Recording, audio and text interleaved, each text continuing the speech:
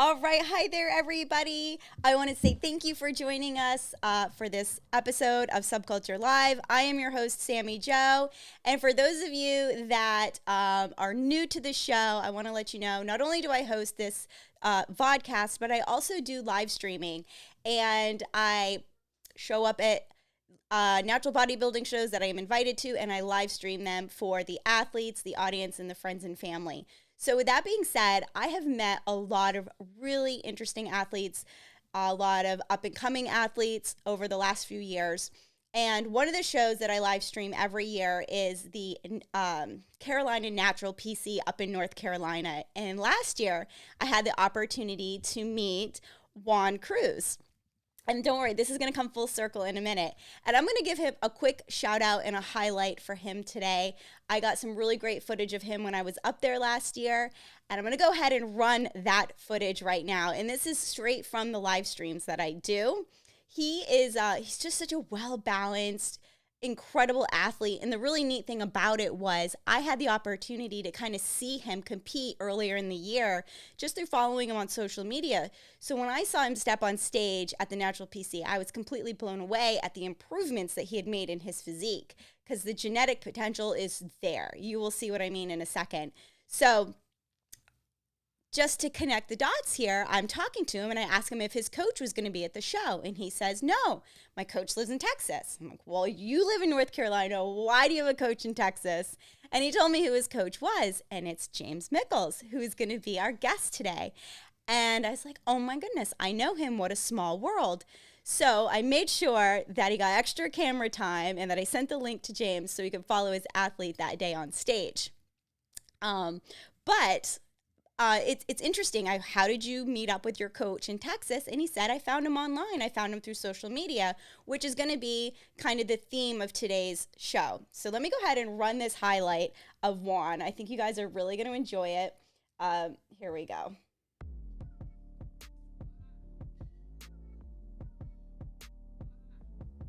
And there he is. So this show I love up in North Carolina, and the one thing that makes it really different is it's only amateurs at this event, and there's a lot at stake at this event because it's one of the last INBF shows that you can earn your pro card at before the WNBF Worlds. So all of these athletes are really fighting for that pro card and the chance to go to Worlds, which last year was in California. And there was only one gentleman that beat out Juan. He did win the middleweight class, but Peter Hergerth, he won the overall in the pro card, and he did end up going to California and competing in the WNBF Worlds. So this show, there's always a lot at stake, and it continues to grow every year. But you'll see what an incredible physique, great posing routine. Juan was just so much fun to watch on stage. I can't wait to see his improvements. So the lighting, everything here from A to Z is covered. I love this event. Makes my job easy. All right, so I'm gonna go ahead and bring our guest in, James, and we're gonna have Alan co-hosting with us tonight. Here we go. Hello. Oh, wait. Let me unmute these guys. Hey, James. Hey, Alan. Good hello, evening. Hello. How you doing? Hey, what's up? What's up, Alan? What's going on? Man, So just chilling. Can't tell complain. tell me a little bit about Juan and that athlete highlight. The funny thing about Juan, I know I've been friends with him on Facebook for a while.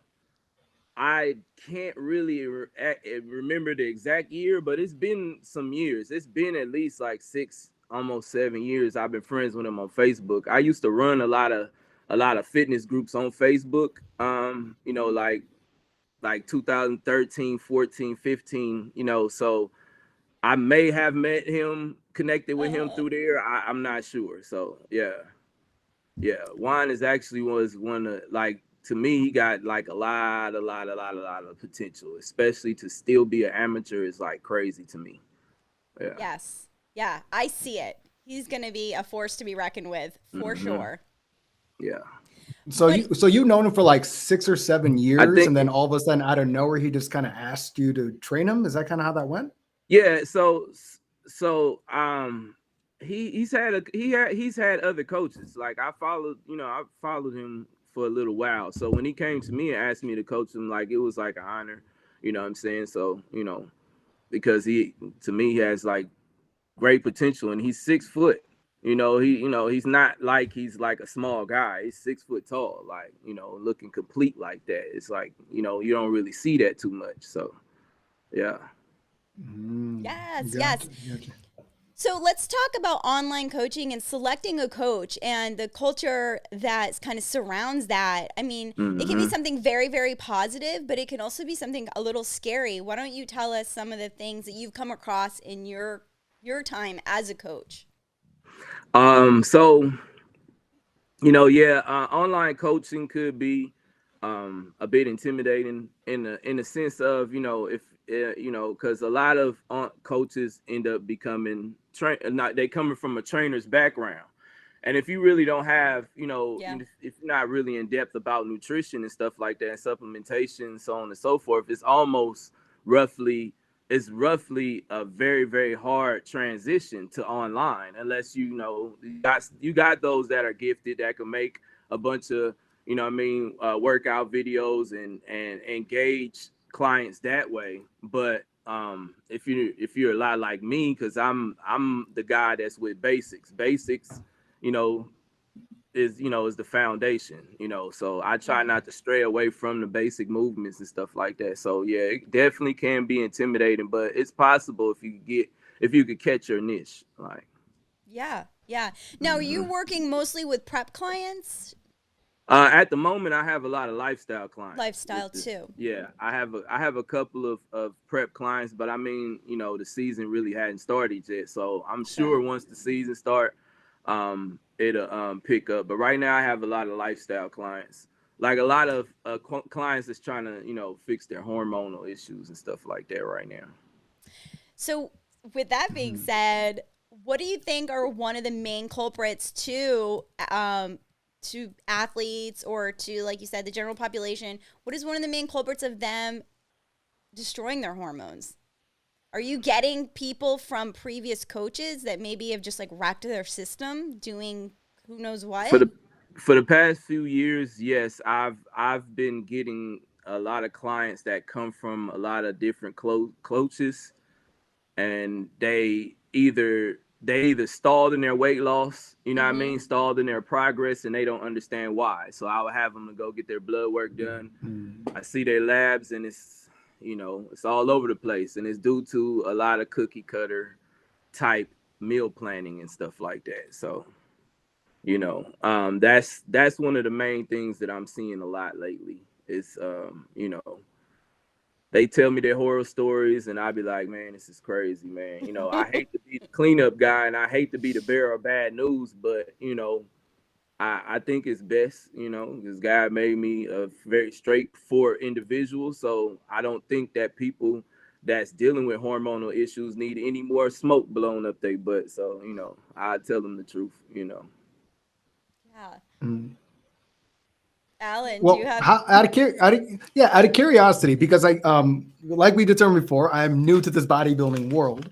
So how does anyone know? Like, let's say, because I have another coach now for this next prep. So how do I know if I'm going through hormonal issues, and how do I know like it's from my coach? It's not just like from me in general. Well, like in the beginning, right. It so where to start? So with interview, I believe that you should interview your coach, right? You should really interview your coach. Like, ask them questions. Ask the coach questions. Do you do blood work? You know what I mean? What is your approach to nutrition? What is your approach to supplementation? Are you Mm, supplement first? Like, what is your training style? What is your cardio style?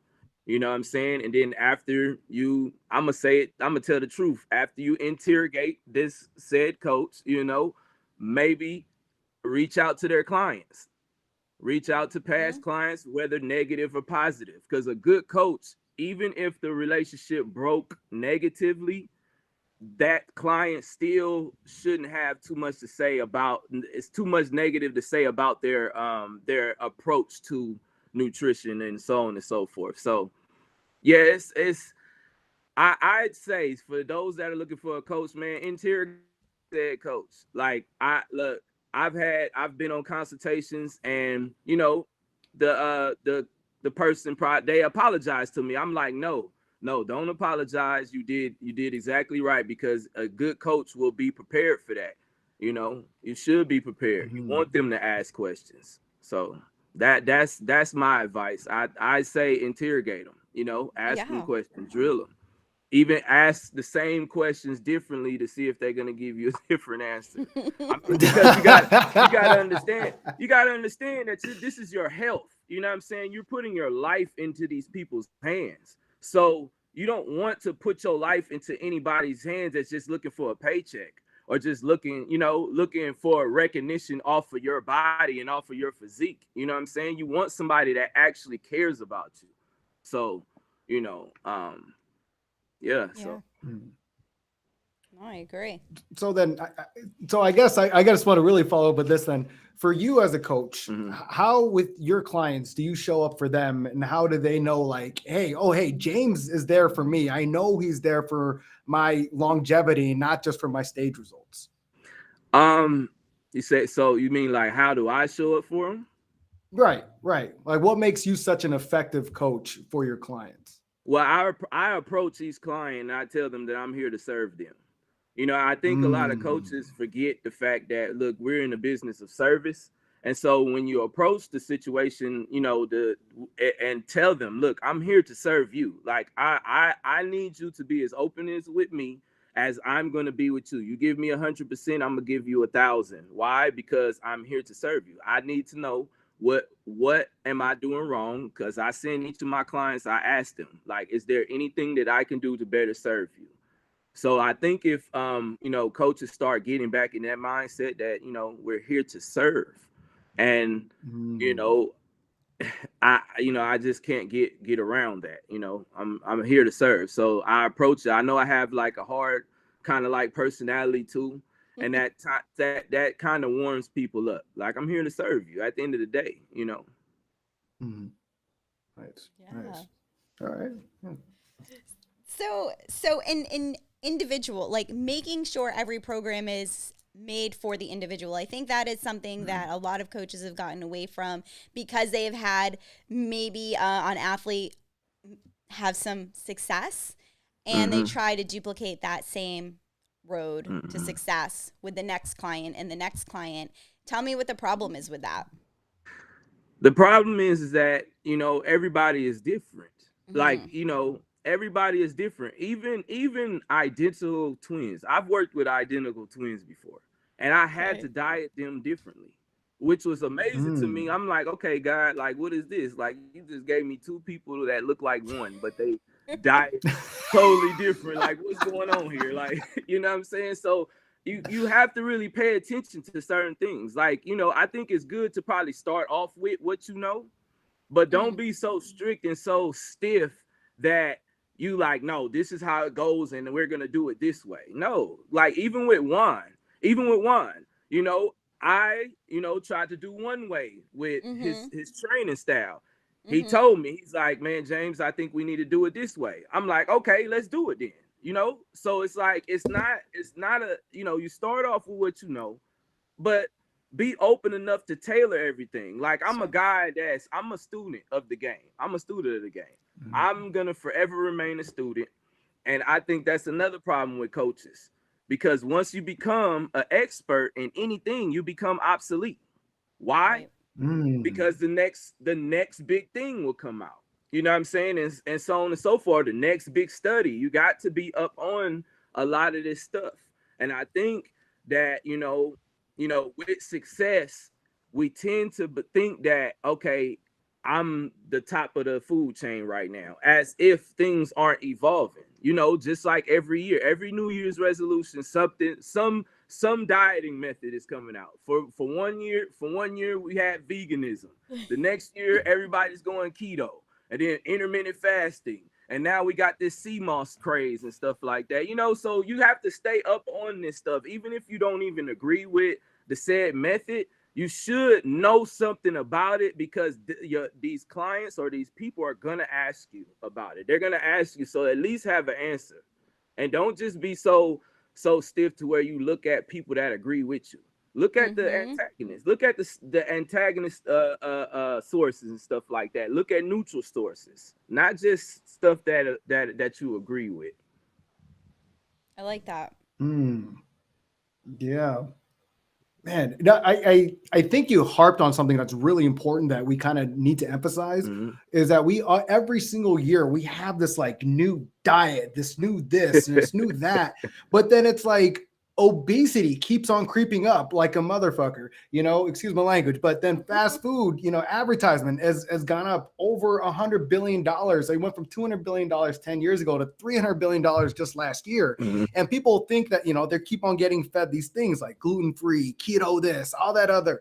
So I guess for you, Coach, in your experience, when anybody keeps on popping up all these diet rhetorics and all these diet narratives, how do you settle them down? Like, yo, that's all propaganda, and we need to actually get back to the basics. Like, how do you work your way into that?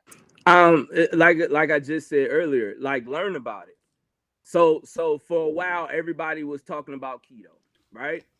But people, every time somebody come to me and ask me about keto, I say, where did that come from? And nobody could give an answer. So it's like, you know, you want to learn where it come from, because that was created for those that have epilepsy. You know what I'm saying? So once you start back from there, you know, you start back from the beginning.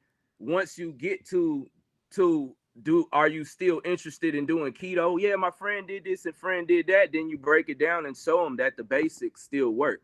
So it's like, you know, you educate yourself on the said craze, on the said fad diet or whatever, and then you go from there. And you tell them why. You tell them why it's good. You tell them, you know, I have those type of conversations all the time. You know, I say just stay up on the said fad diet, so that you could be able to give someone the answer and then lead them in the right direction. And then it's up to them. You know, it's out of your hands that way, because at least you told them. So if they mess up from there, it's on them. Yeah.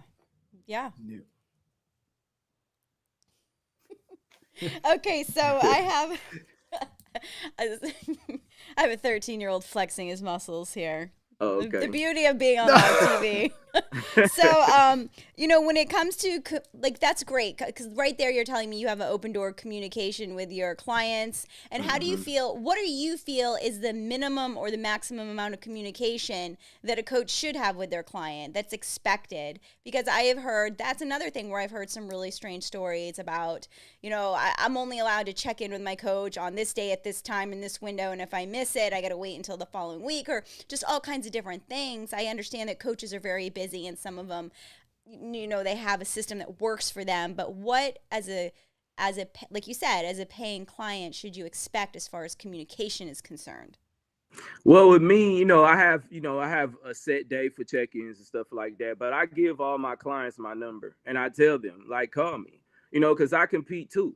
So I understand that when you deep in prep, you just need somebody to just vent to. Sure. Vent to me.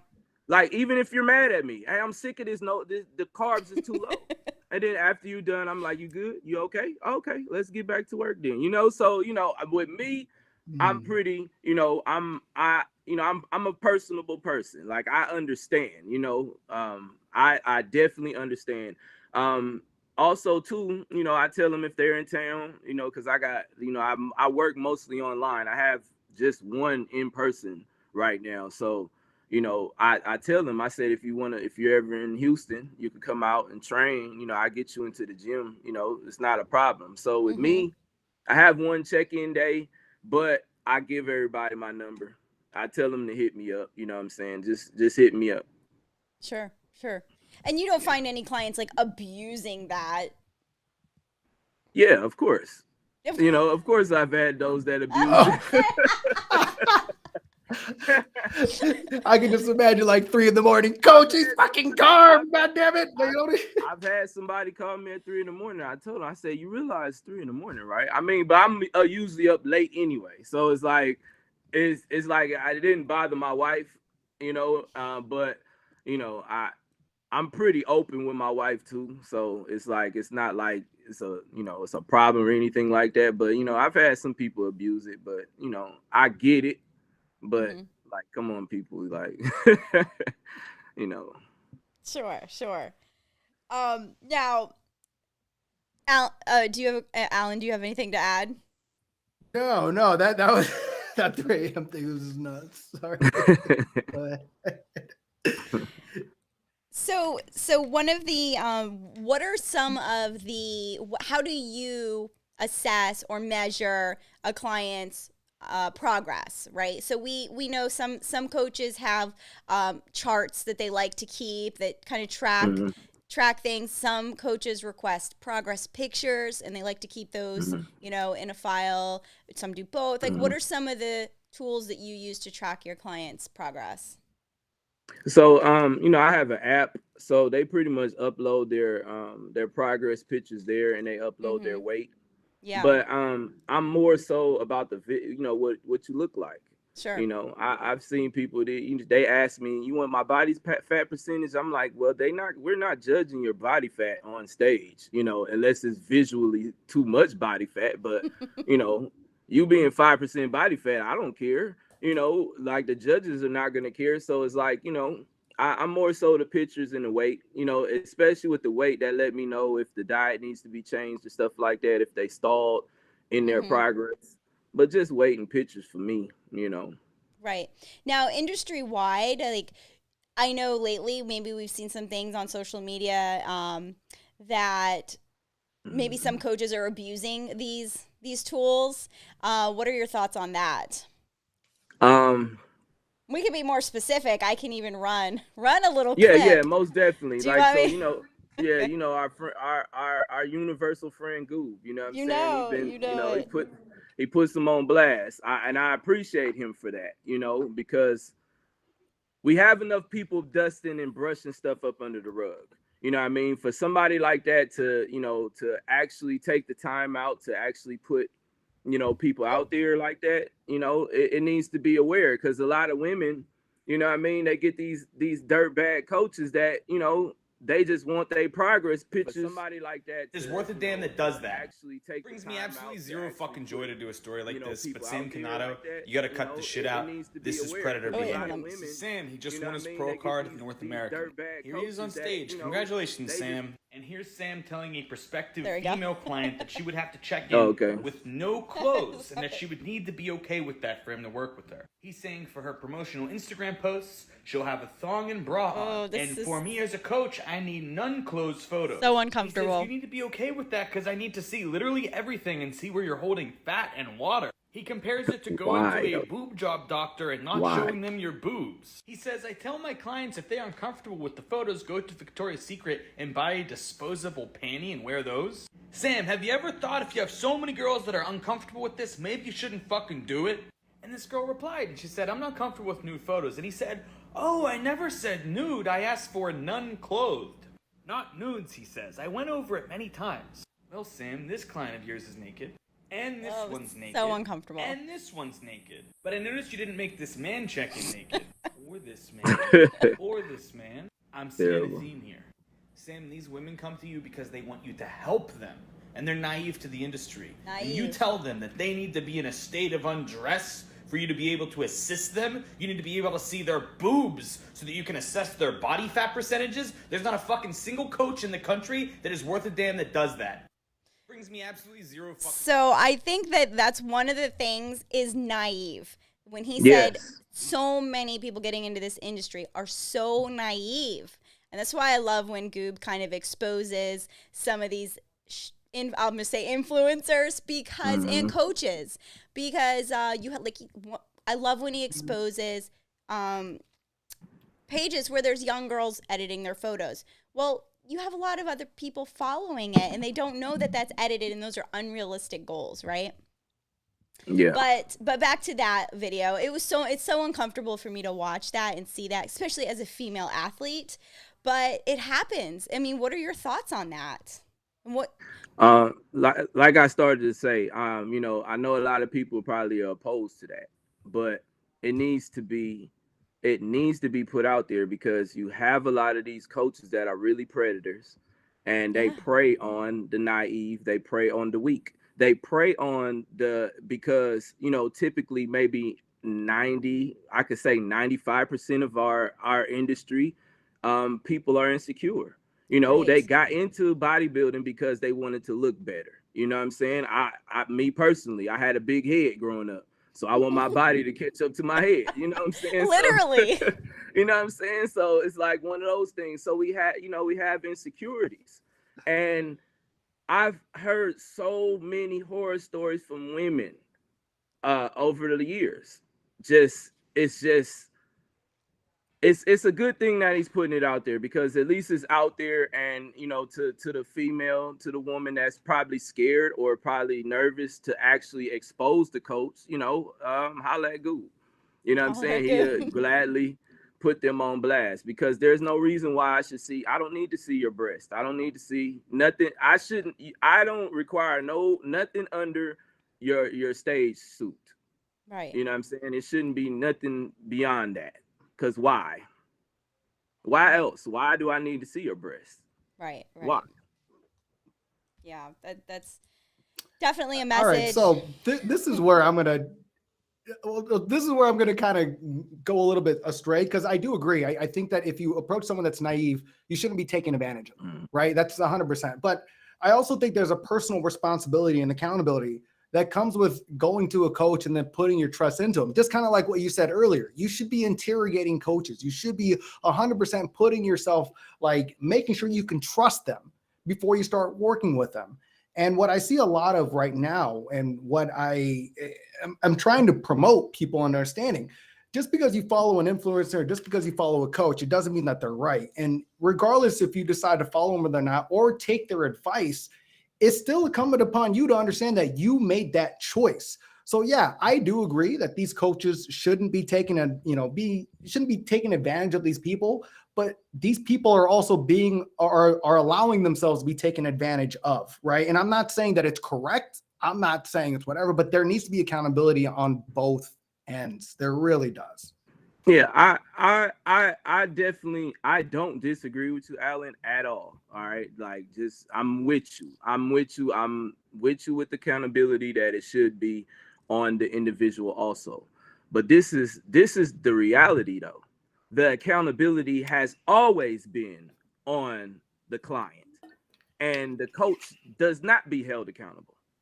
So when you got a guy like Goob that exposes, and now the coach is finally being held accountable. Mind you, I've heard stories where marriages have been, at wreck because the coach is cheating on their wife, or they're cheating on their husband with a client. But the client is the one that gets blackballed, but the coach, he or she just goes on and still get to make their money, and they're big in the industry and so on and so forth. That's just one aspect. It has always been the client that always get the butt end of the deal, and not the Gotcha. coach. Number two, though, bro, although we share a similar view there, that it should, you chose them, this and that, but the reality is that people are people. People have different mindsets, they have different experiences in life.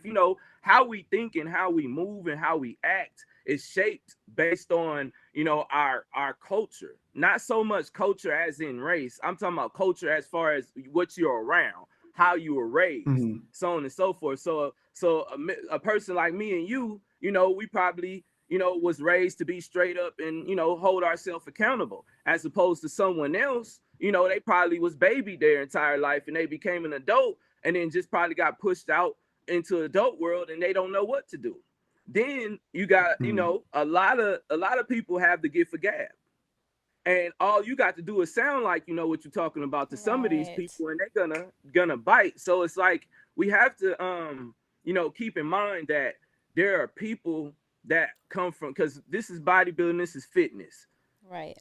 Everybody is in fitness. You could be in the gym, it could be a lieutenant in HPD, right?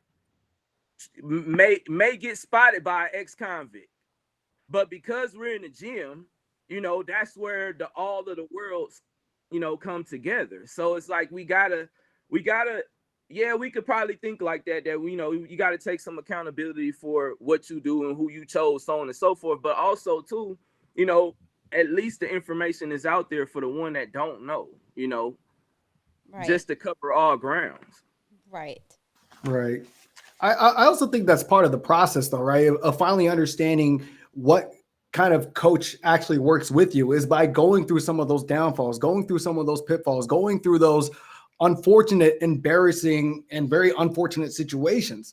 You know, like, yeah, we are people, but I think there's definitely a measure of like resilience that, hey, yeah, this kind of wasn't the ideal situation. This was very unfortunate, but that is kind of what builds us into making us aware of what to look for. And yeah, unfortunately, that process can be a little bit more aggressive for others and whatnot. But I mean, you know, I could definitely recall a lot of instances in my life that I would say that are just really aggressive and negative. But because I chose to bounce from it and learn from it, I'm so much better from it. So, you know, I know I'm playing devil's advocate here, and I'm No, it's kind all of in good. between of everything. But there, you know, there just needs to be accountability on both ends, and you definitely need to vet who the heck you're going to decide to work with and invest to for sure. Yes. Now I'm Yeah, gonna put my 2 cents in really quick. So me, you know, sunshine and rainbows. Like I want this industry to be a safe place and to be a positive place, right? Because a lot of people that are getting into our sport, into bodybuilding, or going a little deeper into health and fitness to a point where they may hire a coach. I I really want this space to be safe. And I think that's why it's so important to do, like I said, do due diligence, referrals, reviews, references. You know, make sure you're getting those from coaches. And just do your own kind of background check and make sure it's a good fit, like the personality too. It's like a coach. Okay, I see this on my son's soccer teams a lot.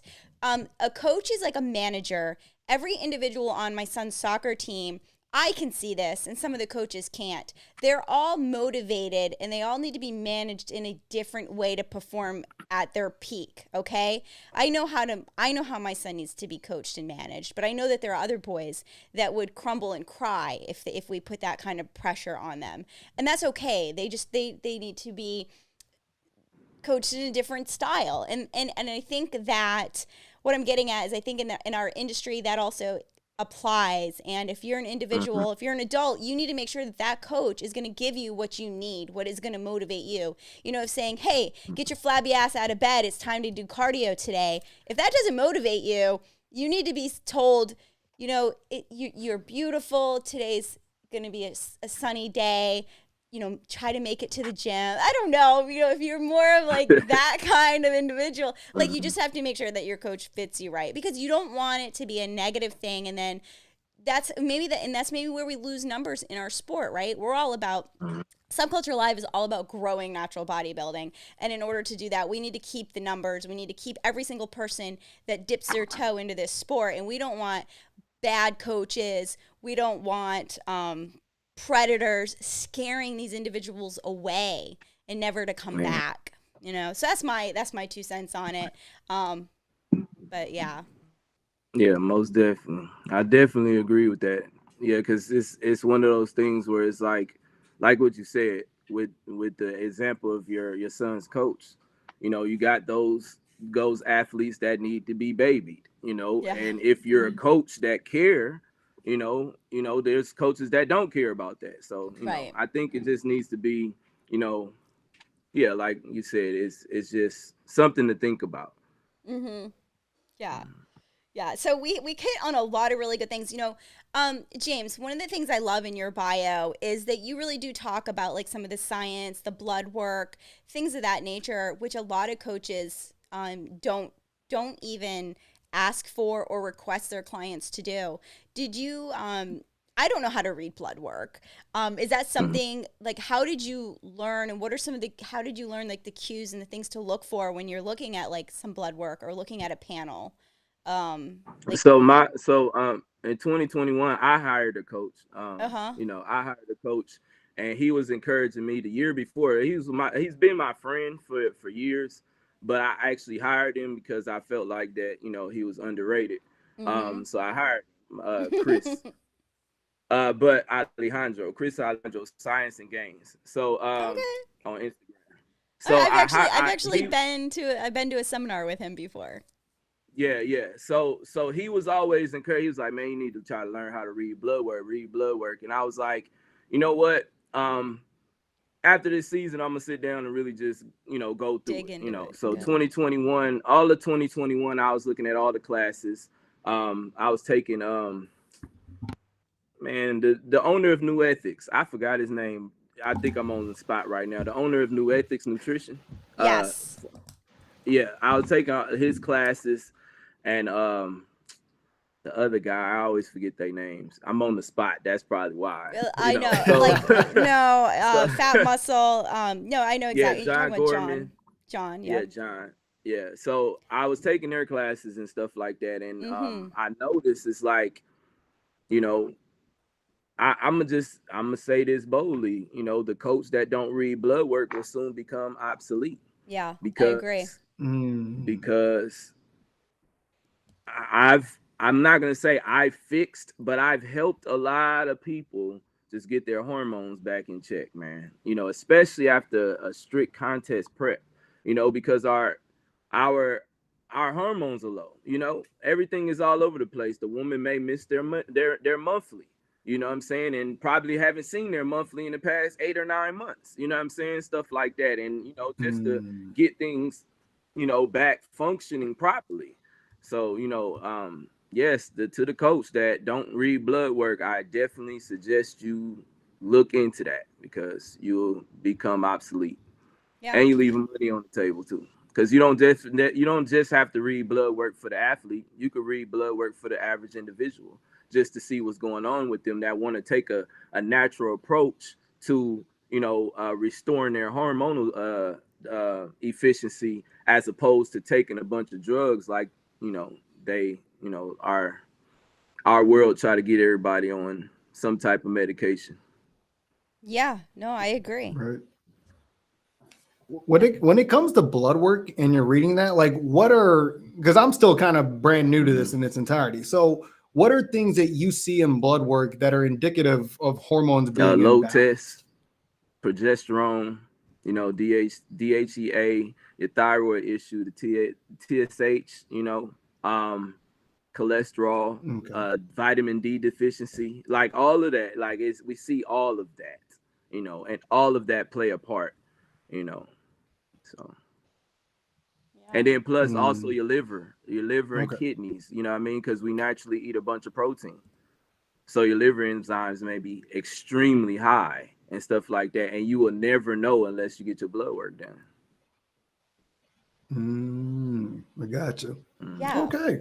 So I think we covered a lot, right? Some of the things we talked about before the show started was, like you said, do a consultation. We want to look up referrals, all these things that seem so common sense, but why are athletes missing these steps? And two of the things that we said was they see an athlete that's had great success and they just want to know who that athlete's coach is and they want to hire them because they immediately think, I'm going to have the same results.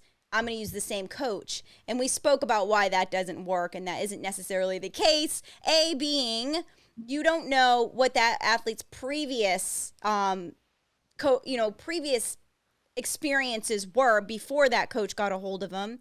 You don't know what that athlete's genetic capabilities are, right? They may just be one of those athletes that responds very quickly, or you know what I'm saying, James, right? I'm sure you've had those type of clients. Like you said, everyone is very different. So that is not ever a way to find a coach. It's just saying, you know what, Susie Q did great. She got her pro card. Her coach must know what they're doing. That's going to be the perfect coach for me, because that might not be the case. And then also, you have those individuals that just go on social media and, like you said, they believe all the fluff that's getting thrown at them, and they like, I want to hire this person. No, like there's more to it than that, right? So we definitely we also hit on like communication, account availability, making sure your coach is asking you the right questions, and also your coach isn't deferring important things. Like James, Right. we spoke about that at the beginning. You have a female athlete that says, "Hey, I'm skipping my cycle, coach. What's up with that?" Like, what is most coaches' response going to be? Oh yeah, it's prep. It's prep. That's right. You have low body fat. It's prep. That's what happens. Let's push forward. Mm-hmm. Um, Yeah. So, but that needs to be a concern, or it definitely needs to be a concern post show that coach helps you correct and helps get you out of, instead of just saying, "Hey, prep is over." Yeah. Right. Yeah. Most definitely. Most definitely. Give an answer. Be able to answer those questions, Yeah. and then be humble enough to say, I don't know. Like, Sure. I'm quick to say that. If I don't know, I'm going to say, I don't know. I'm not going to lead you on because I need you to trust. I need you to trust me when I say that I know what I'm talking about. I'm a guy real quick. And then most of the time people don't believe me. I'd be like, I don't know. They'd be like, what you mean? I'm like, I don't know. Right. like, it's like, if you know, give them an answer. If you don't, be humble enough to say, I don't know, man, because they already going through enough. Right. And let's learn. Let's find out. Let's find the answer together. Right. So so we hit on that, and then of course education. The education experience of a coach, and then the money. Don't lose your money. That's a scam too. People are paying coaches and then nothing. They're not getting any programs. They're not getting any check-ins. Nothing. So, like again, that goes back to just doing your research at the beginning. But I also just wanted to say you were involved in a natural bodybuilding organization, which I think is amazing, and you help out with like the judging panel, that type of thing, correct? Like you kind of have like a title or a spot in the organization. Why don't you tell us a little bit about this and some of the changes that have happened from 2022 to 2023? Because I think there's still some athletes that are confused about what is going on, but I want you to clear that up. I'm actually director of judging for Onyx Naturals. Perfect. Love We it. we separated from the GBO. It's nothing personal, no hard feelings as Sure. far as why Onyx, why the owners of Onyx, which is Ty Rogers, Dwayne Malone, and Michael Gaithan, there's nothing personal between them. Me, I was the Texas and Louisiana state head judge for the GBO. Okay. And honestly, nothing personal with Bob and Laura Johnson. Like, much respect. I love the fact that they gave me opportunity, but it was more so the workload, and it was other stuff that I was dealing with, a lot of athletes and stuff like that. A lot of criticism that I took, because honestly, I was gonna take this year off from judging, but they, Todd, I like I tell Todd all the time, I owe my career to him, big bro, Todd Rogers. I owe my career to him because I wouldn't be where I am if it wasn't for him being in my corner, honestly. So I have to give him a shout out. But on top of that, they offered me something I couldn't turn down. I can't turn down that, director of judging, so we're on X Naturals, so it's on X is, so the O is Operation Dr. Frankenstein. That's actually Ty Rogers' promotional company. Sure. You have Natural Promotions, which is Dwayne Malone. That's the N, and you got X Frame Production, which is Michael, and they put it all together and put on X Naturals. Oh, I like it. Yeah. I like it. I did not know that. So they are their own organization. Does the GBO Natural still exist, or did that kind of get shut down and this is kind of a spin-off from it? Do we know? I'm not sure what they're gonna do, but and I'm not saying that this is a spinoff. Like, this is just its own thing. We're on X Naturals. Okay. Our first show will be May 13th. That is the Genesis. It'll be in Austin, Texas. Every division, we have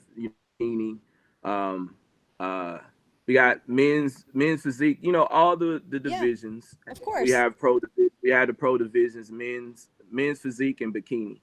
Yeah. So Well, you know Todd. He's everywhere. I know a lot of us in this industry follow him, know who he is, have met him. He goes to a lot of the big shows. So I imagine he's going to have a great following going into this endeavor, and I'm sure the athletes are going to follow suit. So I'm excited to see what you guys bring this year. Yeah, Good we're open stuff. to all natural organizations. You know, Cool. all natural organizations is welcome. So I yeah. love it. I love it. See, now you're learning so much about all these new organizations, Alan. I know. There's just keeps on expanding and expanding. I mean, I'm Well, gonna say this. The name is new, but you know, we've been doing natural bodybuilding here in Texas for, you know, some years. So, you know, it's just the name is new. You know, we just, you know, that's all.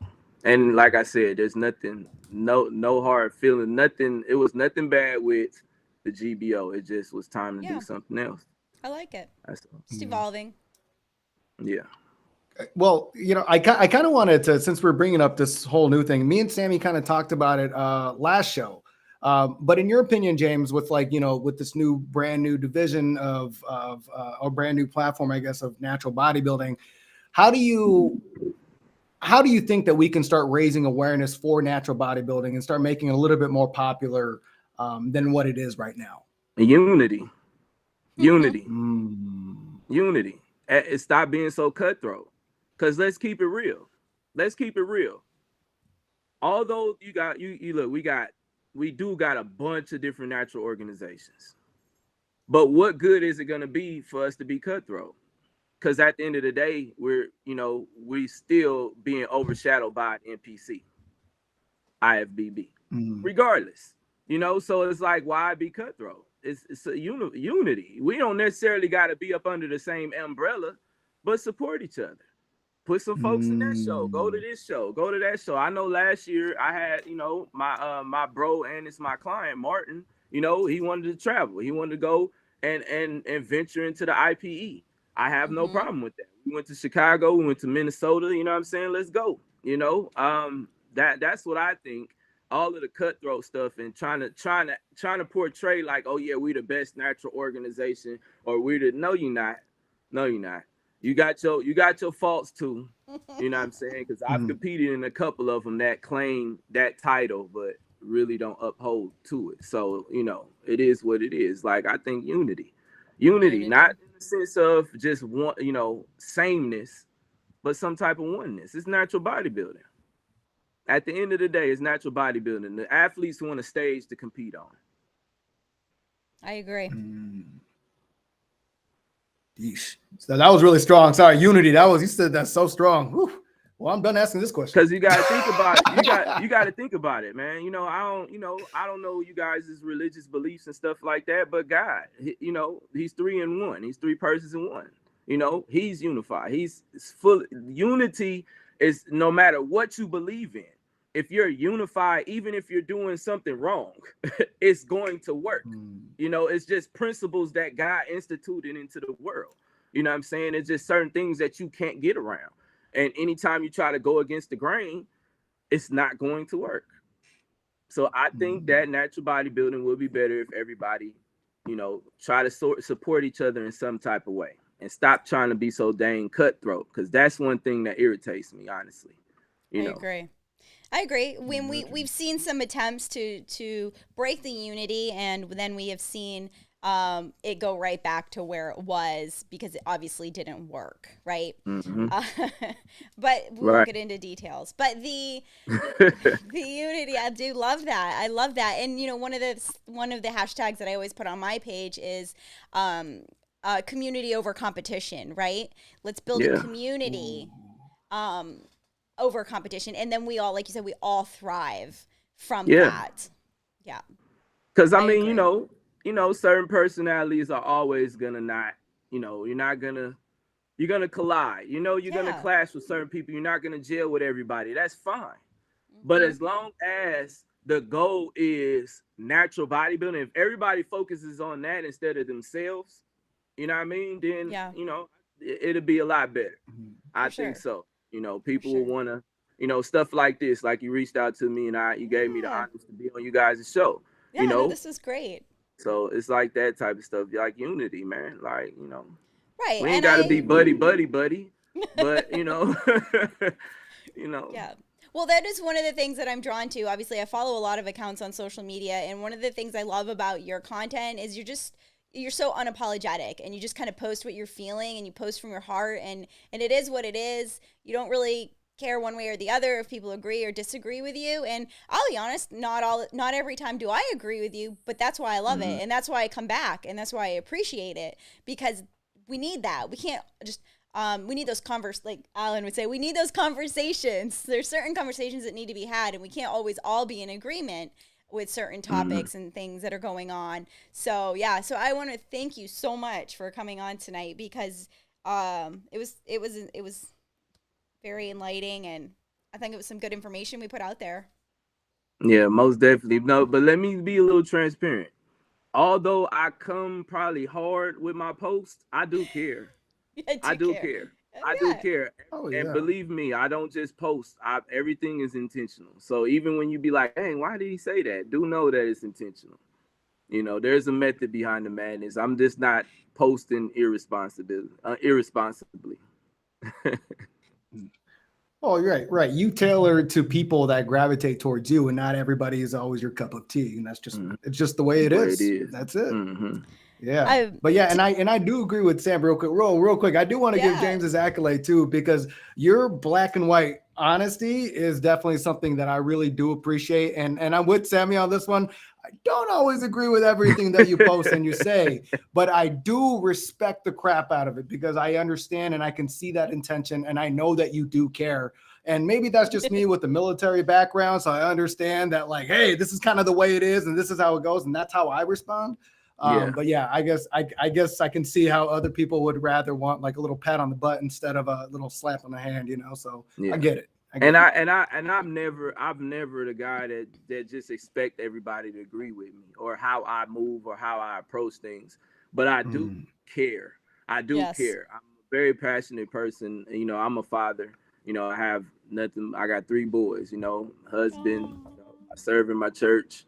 You know what I'm saying? I serve my clients. You know, I'm gonna serve the athletes when I'm running the judging. So it's like, you know, it's just one of those things. I do care. It may not seem like it, but just know that I got like that old school father type approach to everything. It's refreshing. Trust me. Yeah. We need that. We need a little bit more of that old school masculinity in our culture today. That's for sure. That's for sure. So yeah, I think that's probably why I appreciate you so much on that, James. Seriously. Gotcha. I definitely. So, thank you for that. Thank you. Yeah. All right. Anything else? I know, Alan, I know you have a little something that you wanted to add with your segment, and I'd love for you to go ahead and run that tonight so that I can even pull that segment out and we can run it independently on some of our other social media platforms. But anything else you wanted to add, James?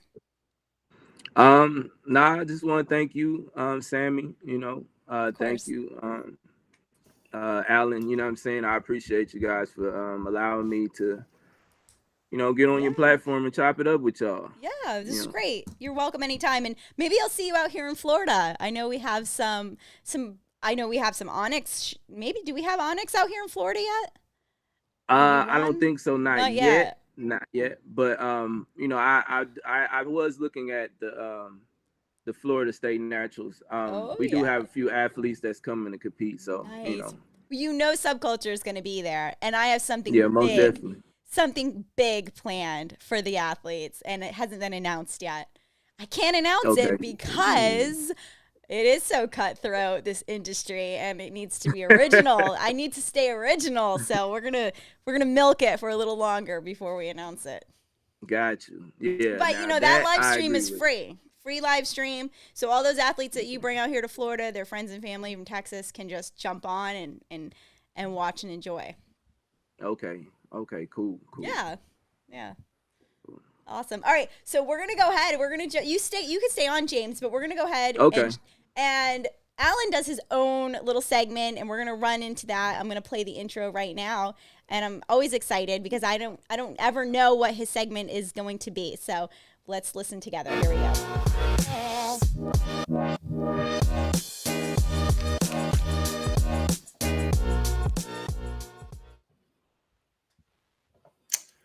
All right, what's going on, guys? And welcome to the Subculture Live's Shift of the Week presented by ShiftEQ. I'm Alan Kay, the host of the ShiftEQ podcast. You can find me on YouTube, Spotify, Apple Podcasts, and on Instagram, alankay.health, as it says on, right here. All right, so last week we spoke a little bit about TRT with regards to like the symptoms, the cultural impression that it's left on, and that really got me to think. What can we talk about that really influences bodybuilding, that is influencing health, and that is causing those conversations to be mainstream? And ironically, about this episode, I really thought about it. It's social media. It's crazy because there are over 3.5 billion users on social media, and the average person has an account on at least 3 different platforms. In other words, the average person has like a Facebook, an Instagram, a TikTok, and a Snapchat. And what's even crazier is that a recent Forbes survey found out that over 40% of all users actually depend on social media for their information about health, bodybuilding, nutrition, and the whole 9 yards. And as we just talked about on this show, that could be a really big detriment based off of where the heck and what the heck you're searching for and how the heck your algorithms are set up. And I know that you guys have seen it, right? You guys seen like these roided out bodybuilders that are bench pressing like models on the other end, or the 30-second abs that'll get you a 10-pack by tomorrow.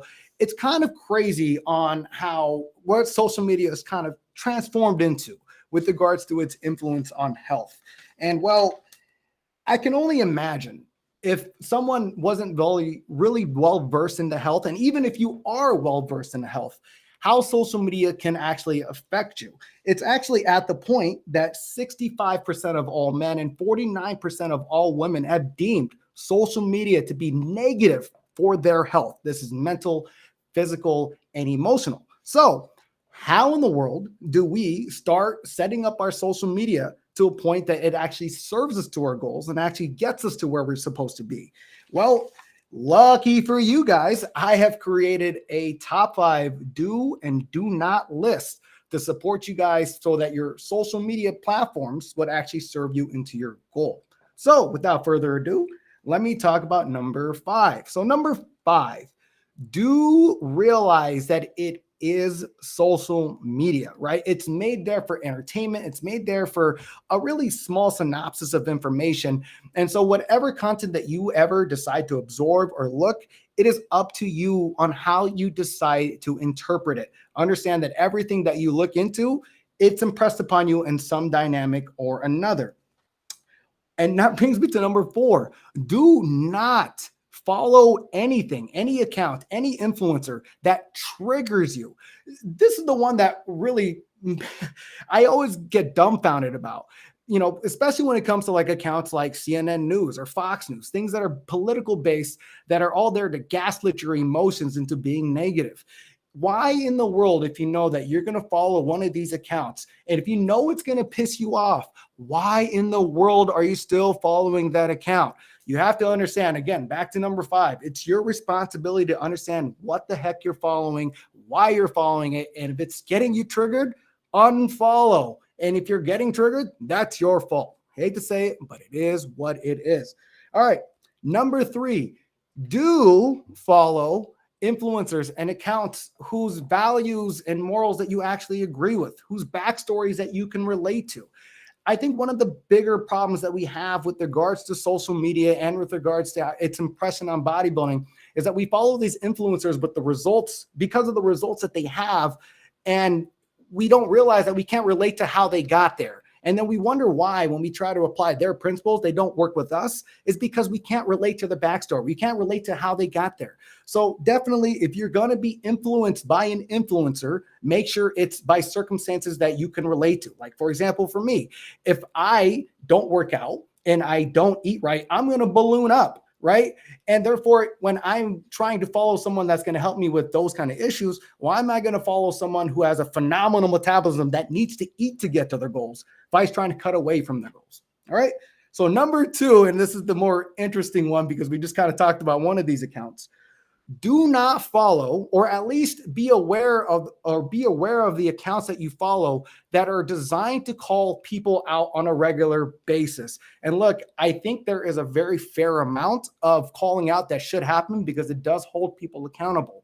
But when the content that you consume is all predicated off of virtue signaling and shooting people down, it starts projecting onto how you perceive the world. Because when all the content that you consume is about calling people out on a regular basis and finding all the little small Photoshop things, you too are going to find yourself finding the small little minute details of what's wrong in everybody else. Again, there's a fair balance to it, but look, the measure of who you are and the measure of your influence should be your ability to raise everybody up, not to push everybody down. So definitely be cognizant of if you're following those accounts. Like I said, I think there's a fair amount of it that should exist, but it shouldn't be the only thing you consume.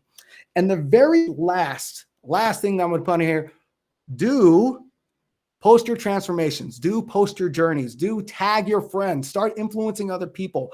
I think a lot of us are so consumed with following influencers that we can't relate to, but it's actually when we start seeing our personal friends start transforming into better versions of themselves. It's when we start seeing people that we thought could never transform, we've seen them transform. Those kind of stories inspire other people, and you have no idea who's watching you. You have no idea who's following your story. And it's amazing when you start getting on your transformation journey and when you start improving yourself, the inspiration and that kind of energy that manifests with everybody around you. So with that, guys, that is my top 5 list. I hope you guys enjoyed that list and let me know what you guys think about it. And Sammy, back to you. That was a great segment, Ellen. Thank you so much. And I can relate to all 5 of those on your list, especially the accounts that trigger you. Those I definitely avoid because nobody wants to be around me when I'm triggered. No, but it's funny because I see it like, like politics all the time. People are like, oh, well, this thing about Trump pisses me off. Like, then why are you looking at it? Like, wow, look at this. Like, it's at some point or another, people allow themselves to be triggered. I love it. And you got to like really filter that out. I have some comments here. I wanted to thank you, TDSG, or Bigly Smalls, as we know her on IG. Thank you for tuning in tonight. I know she's very busy and sometimes she doesn't get to see us live, so I appreciate the support. But you do bring up some good points. I found the same. Yes, social media can be very positive in some ways as well. So yes. In many ways, it can be very positive, and that's why I get upset when it's used inappropriately. Because I like with my Subculture Live, love highlighting athletes. I love putting positivity out there. So yeah. But tonight was a great episode. I want to thank both of you guys for joining me. And again, you guys follow the Subculture Live YouTube channel. I know some of you watch on Facebook, but on YouTube is where you're going to see all of the free live stream content that I run this year from the events that I am attending. And, that's a great way for you to learn the sport, support the amateurs and the pros, and become fans of the sport, right? Yeah, most definitely. Mm-hmm. And you'll be shocked. Absolutely. You'll start seeing the same athletes over and over, and you really do get excited for their progress, just like I am with Juan. Like, I can't wait to see when he steps on stage again. Like now I'm a fan, right? Yeah. Yeah. Cool. Well, I hope everyone has a great evening. I did drop your Instagram in the comments for YouTube and on Facebook. So if you guys want to go ahead and follow James, that would be awesome. All right. Good night, everybody. I'm gonna run this obnoxious outro here. Here we go. Sorry, got to.